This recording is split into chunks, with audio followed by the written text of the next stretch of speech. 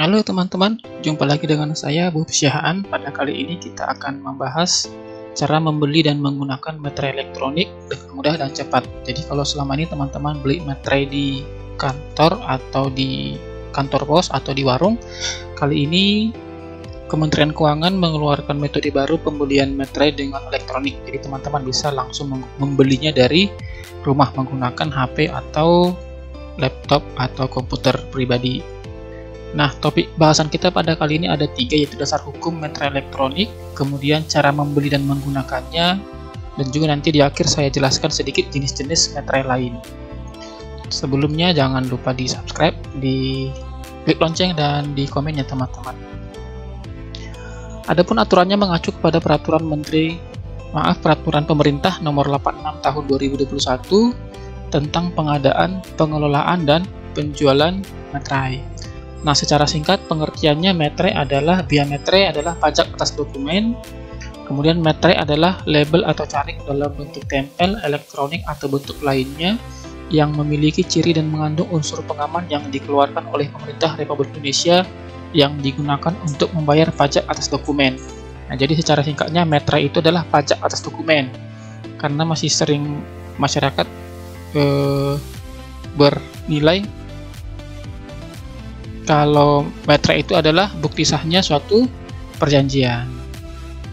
Nah, materai elektronik adalah materai berupa label yang penggunaannya dilakukan dengan cara dibubuhkan pada dokumen melalui sistem tertentu, di mana materai elektronik ini didistribusikan oleh Perusahaan Umum Percetakan Uang Republik Indonesia atau Peruri. Nah, kemudian kita masuk ke cara pembelian materai elektronik. Yang pertama, teman-teman harus login ke website pos.emeterai.co.id seperti yang saya tampilkan di layar. Setelah itu teman-teman pilih login atau daftar. Nah, kalau masih pengguna pertama sekali maka otomatis teman-teman pilih daftar. Tapi nanti kalau sudah pernah mendaftar sebelumnya tinggal dipilih login. Nah, setelah kita klik daftar akan ada 3 tampilan, yaitu apakah kita membeli materai untuk penggunaan perorangan, untuk perusahaan atau enterprise, atau wholesale atau untuk distributor. Jadi ada 3 opsi. Nah, kebetulan karena saya menggunakannya untuk keperluan pribadi, maka saya mendaftar akunnya atas nama personal atau pribadi. Nah, setelah kita pilih personal, maka hal yang harus kita isi yaitu unggah KTP. Jadi sebelum teman-teman daftar, terlebih dahulu foto KTP-nya yang akan nanti digunakan untuk unggah KTP, di mana ukuran maksimum filenya adalah 1 MB. Setelah kita unggah, maka akan muncul notifikasi upload berhasil, KTP sudah terupload. Kita klik OK, maka akan muncul KTP kita di sini. Ini maaf saya tutup ya karena bersifat privasi. Nah, di sebelah kanan akan ada pilihan pengisian data pribadi. Teman-teman bisa mengisinya secara lengkap, termasuk password, email, tempat tanggal lahir, sampai dengan kewarganegaraan, alamat lengkap, dan NPWP. Jadi teman-teman bisa isi dengan lengkap ya, sesuai dengan kebenaran data sesungguhnya. Kemudian kita klik daftar. Nah, setelah kita klik daftar, nanti beberapa saat kemudian, 1 atau 2 menit, teman-teman boleh cek emailnya. Kalau seandainya di inbox tidak ada, maka biasanya masuk ke spam. Adapun alamat pengirimnya itu dari noreply@perurika.co.id. Jadi ini alamat nanti pada saat meminta verifikasi. Nah, isi emailnya ini seperti yang saya kotaki di bawah. Selamat Anda berhasil melakukan pendaftaran, silahkan melakukan verifikasi. Nah, jadi setelah klik verifikasi, maka kemudian kita bisa login ke web yang tadi. Nah, kita masukkan email, kemudian password, dan login seperti biasa. Nah, pada setiap kali login, maka sistem akan mengirimkan kode OTP baik ke email ataupun SMS. Jadi, ketika 2 kali login, maka kode OTP akan dikirim sebanyak 2 kali. Nah, nanti ketika permintaan login akan masuk kode OTP ke email atau SMS, teman-teman bisa cek, kemudian kita pilih lanjutkan. Nah, kemudian akan masuk menu akun saja. Ini kebetulan namanya Bob Syahaan karena atas nama saya sendiri. Kemudian ada 2 tampilan pembelian dan pembubuhan. Nah, jadi nanti karena saya masih baru pertama kali menggunakannya, maka saya harus melakukan pembelian terlebih dahulu.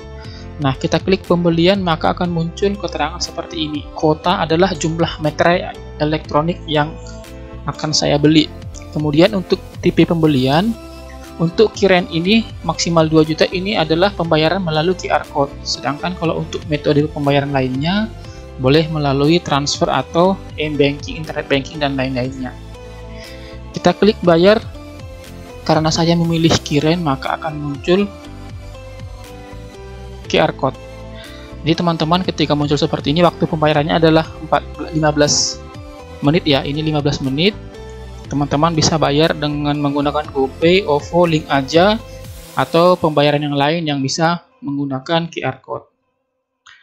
Nah, setelah sukses akan muncul notifikasi pembayaran sukses. Kita klik OK. Maka kalau kita lihat ke akun saya, ada drop listnya, kuota, profil.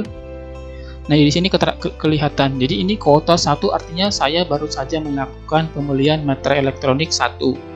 Nanti di riwayat pembelian, kalau saya klik nanti akan muncul berapa pembelian yang saya lakukan dan kemana saja materai tersebut saya bubuhkan. Jadi artinya teman-teman, ini juga bisa melakukan pengawasan terhadap, misalnya teman-teman membeli kuota 100 materai, digunakan kemana saja, nanti bisa dilihat di riwayatnya di sini. Nah, setelah saya punya kuota 1, maka saatnya saya melakukan pembubuhan. Saya klik pembubuhan, maka akan muncul keterangan seperti ini. Nah, cara melakukan pembubuhan e-materai yang pertama adalah upload, artinya mengupload file. Nanti setelah berhasil, nanti pilih posisi, artinya materai tersebut kita pindah ke posisi yang mana. Kemudian mengisi PIN yang harus berupa angka sebanyak 6. Kemudian kita bubuhkan dan download. Itu secara penjelasannya.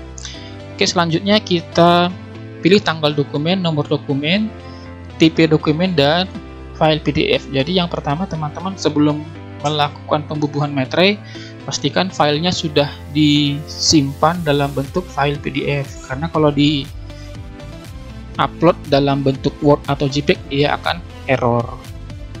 Nah, ini kalau seandainya teman-teman belum membeli materai tetapi mencoba untuk membubuhkannya, maka akan muncul keterangan, maaf, kuota e-materai kamu tidak mencukupi, silahkan melakukan pembelian e-materai terlebih dahulu. Jadi artinya apa? Ya, otomatis dikarenakan kuota teman-teman masih 0, maka tidak bisa membubuhkan. Tapi ketika saya tadi sudah membeli, maka saya nantinya sudah bisa membubuhkan.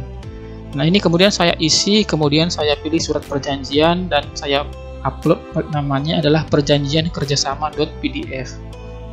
Setelah saya klik, maka akan muncul materai yang tadi sudah saya beli.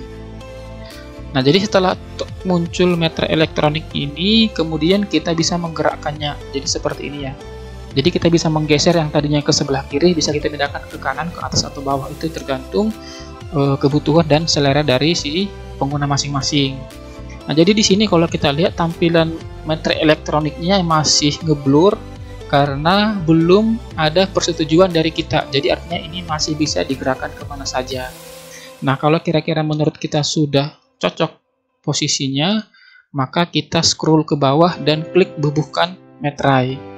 Nanti pada saat bubuhkan materai akan muncul notifikasi apakah kamu yakin ingin bubuhkan e-materai, maka kita pilih ya.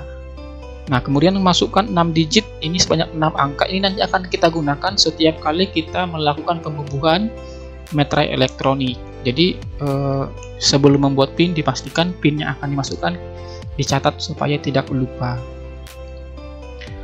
Nah, kalau sudah, maka akan muncul notifikasi unduh file yang telah dibubuhi e-materai. Artinya tadi materinya sudah berhasil dibubuhkan. Akan muncul keterangan, file kamu sudah tersedia di email, mohon cek email kamu. Jika belum menerima email, bisa lakukan kirim ulang email atau kamu bisa unduh file. Jadi artinya dokumen yang tadi kita upload, yang sudah dibubuhi materai elektronik, ada 2 cara untuk mendapatkannya, melalui email atau melalui unduh.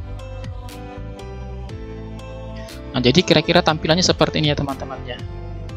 Jadi katakan file kamu sudah tersedia di email, mohon cek email kamu. Nah, tampilannya seperti ini. Jadi di sini tampilannya tadi yang awalnya blur ini sudah sempurna dikarenakan kita sudah menyetujui pembubuhan dan juga lokasi materai elektronik tersebut.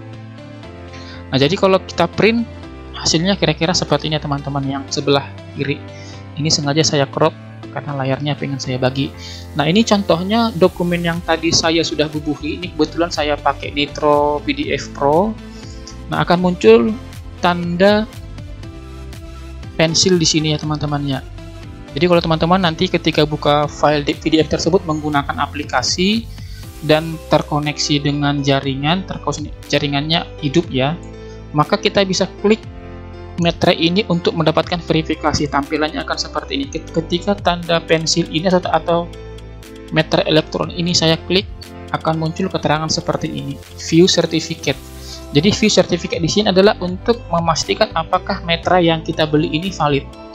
Jadi misalnya teman-teman mendapatkan dokumen dari orang lain dan ada meter elektronik, teman-teman bisa lihat apakah meter elektronik tersebut valid atau tidak valid. Artinya tidak valid, bisa saja metrenya digunakan dari metre yang lain, artinya ada metre bodong seperti itu teman-temannya. Jadi kalau kita lihat keterangan seperti ini, tanggalnya saya beli adalah tanggal 7, kemudian recentnya surat perjanjian, sama seperti tadi dokumen yang saya pilih. Nah, kemudian kita klik View Certificate. Nah, akan muncul seperti ini, Certificate Detail, namanya metre elektronik 10.000 dengan kode G1A 2021. Ini tanggalnya, kemudian disediakan oleh Peruri, digital signature, dan ada serial number. Nah, jadi serial number ini yang membedakan meter elektronik yang satu dengan yang lainnya. Jadi teman-teman untuk ngecek keabsahan meter tersebut, teman-teman bisa menggunakan aplikasi yang dan sudah connect dengan internet. Nah, jadi selain jenis meter elektronik tadi, sebenarnya ada beberapa jenis meter lain. Contohnya metre teraan, ada metre cetakan, ini biasanya di Jack dan Billiard Hero, ini biasanya juga dari produk-produk perbankan ya, metre teraan ini. Metre tempel, metre yang sering kita jumpai sehari-hari yang kita beli di kantor pos atau di toko, dan metre komputerisasi. Nah, di mana metre komputerisasi ini harus mendapat izin untuk menggunakannya. Oke, demikian saja dulu penjelasan tentang metre elektronik. Semoga bermanfaat. Sampai bertemu di video berikutnya. Terima kasih.